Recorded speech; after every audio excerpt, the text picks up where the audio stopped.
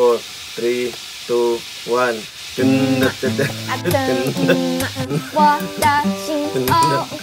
Hi guys! Welcome to my YouTube channel. This is your Morenong Cocinero. If you want to be updated and if you like the content of my channel, please do subscribe and try to hit the notification bell. Let us explore my farm and my kitchen.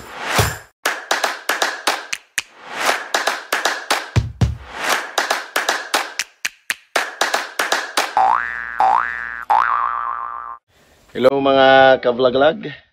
Ito na naman yung Morenong Cocinero. Naamay din na podkaon sa bukid, no? So, after na mo naghatag sa mga frontliners na diretso mi diri sa farm. And now, kay kapoy man, nag-init mig tubig. Nag-init tag tubig, nya karon kay nagbukal naman, kani nagbukal na siya. Pating bukala na. Ikaw man akong ibalhin diri sa thermos. Kay para makainom sa may kape. And then, wait for it guys, because mag-vlog na punta karon og food. So, magluto ko og humba. So, humba nga pinabukid style. Kaya para, kung saan available dre, mo lang na itong gamiton. Kaya para dili ta matagbag pangitag ingredients, no? As for now, ako saan ibalhin ako ning kuan. Ibalhin saan ako ning inin ni tubig. Tadong bukala. Bukil na bukil.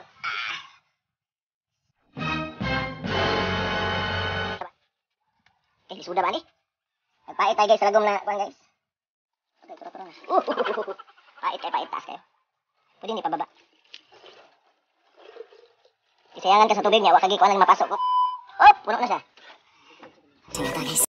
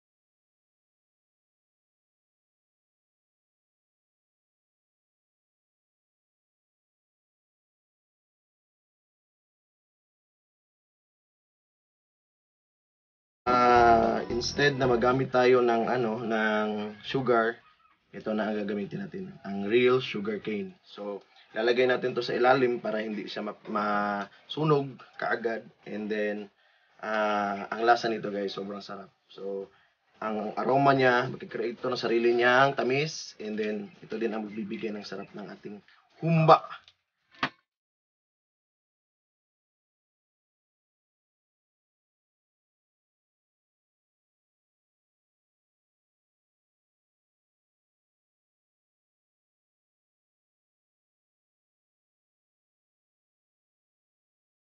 Ako kay guest karon dere guys, na akong sister na si Tulog.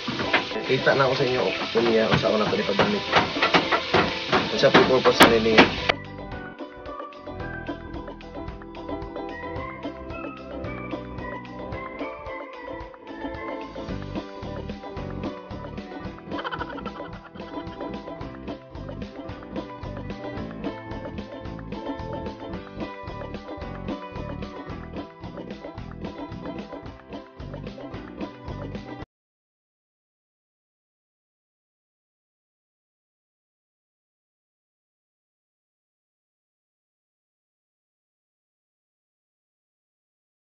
Meanwhile. So, ito siya guys, sa Bisaya pa, pakupsan. So, parang i-crispy natin ng konti. I-crispy natin siya ng konti and that's the time na lagyan natin ng ingredients. So, wait for it. So, karon ang buhaton nato, pakupsan nato ang karne. Dara to ang what? Sa tawag gani? Karahay. Sorry guys.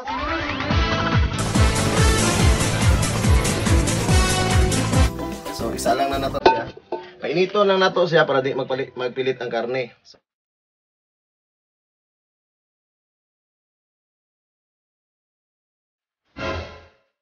So mainit ang ating kawali. So pwede na nating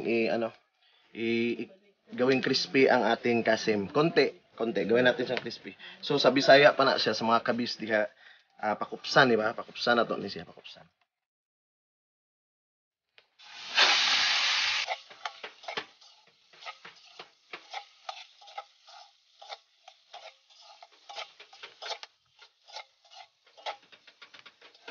Kanagong mura ra gud ta nagprito nga atong kuan siya gamay, pa-brown siya tanang sides.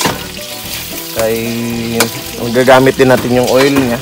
Yung oil niya yung gagawin natin din panggisa ng panggisa ng ating mga sangkap. So same thing, ipag golden brown lang din natin yung ating yung garlic natin sa onion para mabango siya. Then that's the time na ibusan natin yung mga liquids natin.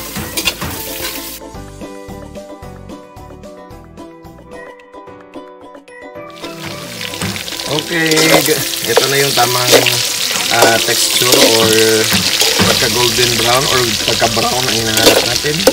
So yun guys, mayroon na siyang sarili ng mantika. Though nilagyan natin siya ng konting mantika kanina. Pero nadagdagan siya ng mantika, sariling mantika ng foil. Ito yung kasim natin, best part for humba din. So this is the right time na. Gagawin natin, like, nalagay na natin ang ating the rest of the ingredients. Ito na yung twist natin. Ito ang tubo. Gagawin ko, lalatag ko lang dito sa kawali. Ganito. Ayan. So ano bang purpose nito guys? Ito ang nagbibigay siya ng tamis. At the same time, papasarap ito, nagbibigay ng aroma. And then, ang pinaka purpose nito is like hindi masusunog yung karne natin kasi merong ganito. Meron tayong baseline na tubo. So, ipapatong natin dito ang karne and then the rest of the ingredients, yung mga liquids natin, susunod na natin. So, papakita ko inyo.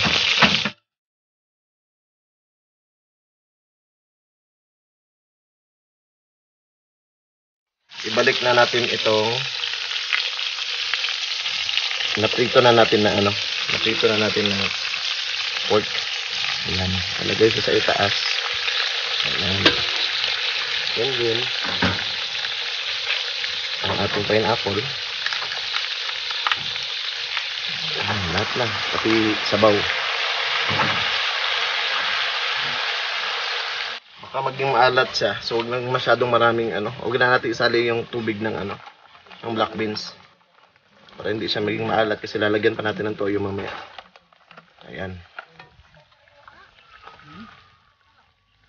Then, at saka itong ang last. Ang toyo, ang suka, ang asin, at saka paminta.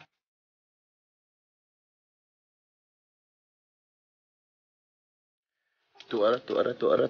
Hinay kaya mo ang kalayo. Pero sige lang, kaya medyo hapit na siya. Tarawa. Nagawas ng iyang color.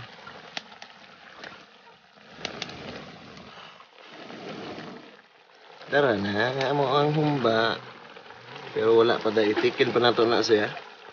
Medyo antayin lang natin na maging malapot yung sabaw niya. And then, ang lambot din ng taba at saka karne. Pag lumambot na to guys, medyo masarap na yan. O hindi medyo, masarap talaga to. Ito yung natin. Humba Bukid style. Diba? This is almost done. Antayin na lang natin mag-settle down yung liquid niya. And then mag-thicken siya. And then that's the time. Kakain na tayo. Hello guys, kumukulo na po ang niluluto natin ngayon. Oh, yummy! Asin. 5 minutes later. Kita niyo na ako nakita mga namang humba. Humba nga na ay twist. Humba sa tubo. So, ito na yung final natin. Pagtikin ng sandali. Ang humba na niluto sa uling, kahoy, with the twist, na may sugarcane stick. Ayan siya. Tingnan nyo guys. Ang sarap. Tingnan nyo. Ang sauce. Okay.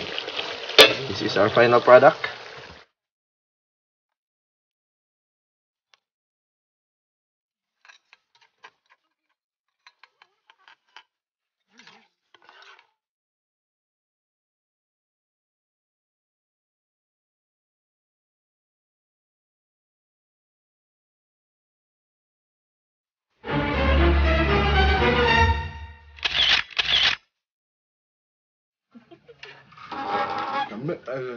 Mo.